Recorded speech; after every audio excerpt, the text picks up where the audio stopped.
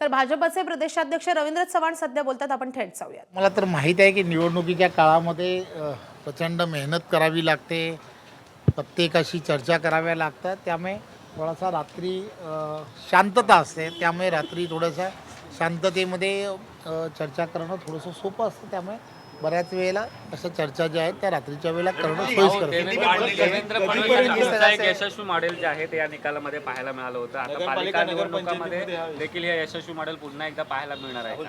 हे 29 महानगरपालिकेच्या निवडणुका ज्या आहेत त्या निवडणुका 15 तारखेला होऊ घालतात। मला खात्री आहे देशाचे पंतप्रधान नरेंद्र मोदीजी यांच्या नेतृत्वामध्ये आणि महाराष्ट्रात आमचे सर्वांचे लोकप्रिय असे नेते आणि महाराष्ट्राचे मुख्यमंत्री आदरणीय देवेंद्रजी यांच्या नेतृत्वामध्ये महायुतीमध्ये अतिशय चांगलं काम या वर्षभरामध्ये झालेलं आहे।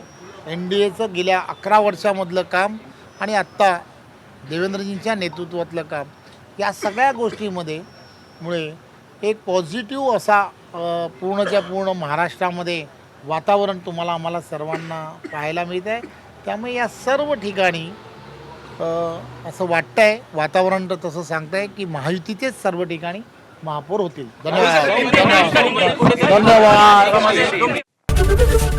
ABP माझा, उघडा डोळे बघा नीट।